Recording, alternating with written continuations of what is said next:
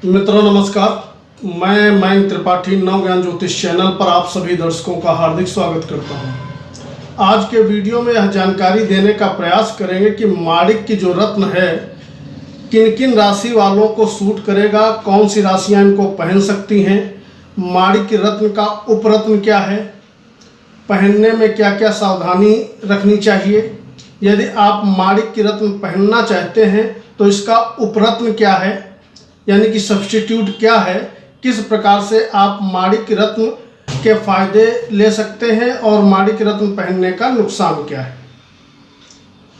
तो यदि आपकी बाई बर्थ मेष लग्न है और सूर्य महाराज बाई बर्थ लग्न में बैठे हैं, पंचम में बैठे हैं या नवम में बैठे हैं, तो आप जीवन भर माणिक के रत्न पहने रहिए। इससे आपको मान सम्मान मिलेगा, यश कीर्ति मिलेगी, दिन दूने रात चौगुने आपकी प्रोग्रेस होती रहेगी, नौकरी में भी और आमदनी में भी, मान सम्मान में भी। लेकिन इसके अलावा ये कहीं भी बैठे हों तो आपको माणिक रत्न पहनने से बचना चाहिए, अन्यथा जीवन पर्यंत आप कहीं ना कहीं परेशान रहेंगे।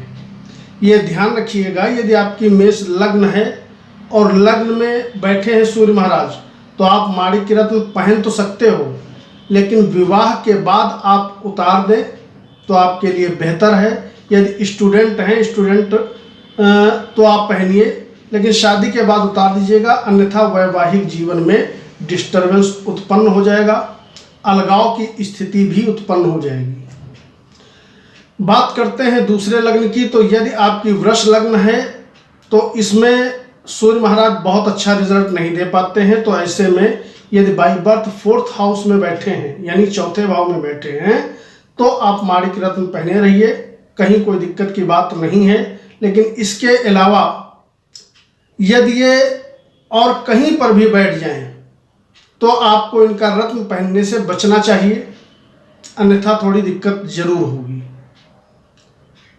अगली जो लग्न है वह है कर्क लग्न। अगर बाई बर्थ आपकी कर्क लग्न है तो यहाँ पे धन का डिपार्टमेंट सूर्य महाराज के पास हो जाता है। ये धन भाव में अपनी राशि में बैठे हैं तो आप माणिक रत्न पहनो। इसके अलावा यदि ये दसम भाव में बैठे हैं तो आप जीवन भर माणिक के पहने रहो, क्योंकि यहाँ पे आपके कैरियर में नई नई अपॉर्चुनिटीज देखने को मिलेगी, ग्रोथ देखने को मिलेगा, मान सम्मान देखने को मिलेगा और गवर्नमेंट जॉब भी आपको ये दिला देंगे। तो अगर दसम में बैठे हैं तो जरूर पहनो माणिक, लेकिन इसके अलावा अगर ये कहीं पे बैठे हैं तो माणिक से आप दूर रहो तो आपके लिए बेहतर है, क्योंकि आपकी कुंडली में ये मार्केस होते हैं। अगर अगली लग्न की बात करें, सबसे पहले ये भी ध्यान रखो मैं लग्न की बात कर रहा हूं, राशि से रत्न नहीं पहने जाते हैं, ये गांठ बांध करके रख लो आप। तो यदि आपकी सिंह लग्न है तो स्वयं लग्नेश बन जाते हैं आपके सूर्य महाराज। जीवन भर माणिक के आप पहने रहो। अगर ये लग्न में बैठे हैं तो माणिक की पहनो, धन भाव पे बैठे हैं तो माणिक की पहनो। लेकिन अगर छठे, आठवें और 12वें भाव में ये बैठ जाएं तो गलती से भी माणिक के आपको नहीं पहनना है। इस चीज़ के लिए आपको माइंड प्रिपेयर रखना है। इसके बाद जो अगली लग्न है वह हो जाती है तुला। यदि तुला लग्न में सूर्य महाराज स्वयं 11वें भाव में बैठे हैं, क्योंकि ये यहीं के स्वामी होते हैं, तो आप माणिक की रत्न पहने रहिए, कहीं पर कोई दिक्कत वाली बात नहीं है।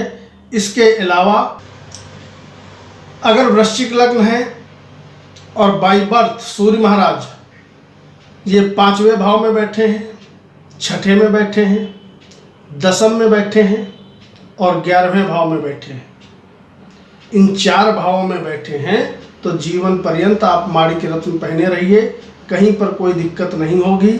आपको भारी मात्रा में भाग्य में वृद्धि होना, धन मिलना, मान सम्मान मिलना, यश कीर्ति मिलना, नौकरी और व्यापार में प्रोग्रेस होना, इस प्रकार के रिजल्ट जीवन पर्यंत सूर्य भगवान देते रहेंगे। इसके बाद अगली लग्न की यदि बात करें तो अगर बाई बर्थ आपकी धनु लग्न है तो आप जो है माणिक रत्न धारण कर सकते हैं, कहीं कोई दिक्कत वाली बात नहीं है। ये लग्न में बैठे हैं 5वें भाव में बैठे हैं, 9वें भाव में बैठे हैं, या आपकी धनु लग्न के 10वें भाव में बैठे हैं, 11वें भाव में बैठे हैं, तो आप माणिक्य रत्न पहने रहिए। कभी आपको लाइफ में डाउनफॉल होते हुए नहीं दिखेगा, आपकी प्रोग्रेस 100% होती रहेगी। इसके अलावा जो लगनें बची हैं उनमें माणिक्य रत्न न पहने तो अच्छा है, अन्यथा आप परेशान हो जाओगे। अब बात करते हैं माणिक्य रत्न पहनने की विधि क्या है। तो माणिक्य रत्न आप जब भी पहने, रविवार के दिन पहने, भद्रा न पड़ रहे हों इस चीज़ का ध्यान रखिएगा। रविवार के दिन सूर्योदय के 1 घंटे के अंतराल में आप माणिक्य रत्न धारण करें। एक दिन पहले खरीद लाएं, गंगा जल में भिगो दें और प्रातःकाल स्नान करके ओम आदित्याय नमः 108 बार, 21 बार, 51 बार, जितनी आपकी श्रद्धा हो, क्षमता हो, जप करें और माणिक्य रत्न सूर्य के ठीक सामने खड़े होकर के आप पहने, पूर्व दिशा की तरफ मुंह करके। माणिक्य का उपरत्न क्या है तो मैं आपकी जानकारी के लिए बता दूं। कुछ लोग माणिक्य पहनते हैं तो कुछ लोग रूबी पहनते हैं। ये दोनों ही रत्न सूर्य को मजबूत करने का काम करते हैं और दोनों ही रत्न कॉस्टली होते हैं। इनका जो प्राइस है वो थोड़ा हाई होता है। मान के चलो आप अच्छा अगर माणिक्य रत्न खरीदने जाओगे तो मीडियम क्वालिटी का माणिक्य भी आपको 20,000 रुपये से कम तो नहीं मिलेगा, और रूबी यदि आप खरीदोगे तो रूबी तो बहुत ही महंगा मिलेगा। अगर आप माणिक्य रत्न नहीं धारण कर सकते हैं तो उपरत्न के रूप में आप जो है एक ठोस तांबे का कड़ा दाहिने हाथ में पहनिए, लेकिन ये तभी पहनिएगा जब मंगल और सूर्य दोनों की ही प्लेसमेंट अच्छी हो। क्योंकि जब आप तांबा धारण करते हो, कड़ा पहनते हो या तांबे का छल्ला पहनते हो तो सूर्य और मंगल दोनों ग्रह मजबूत हो जाते हैं। तो ये आप सावधानी बरतिएगा। तो उम्मीद है माणिक्य रत्न के विषय में आपको पूरी जानकारी मिल गई होगी। कल मिलेंगे अगले विषय की चर्चा के साथ। मयंक त्रिपाठी को अनुमति दीजिए। नमस्कार।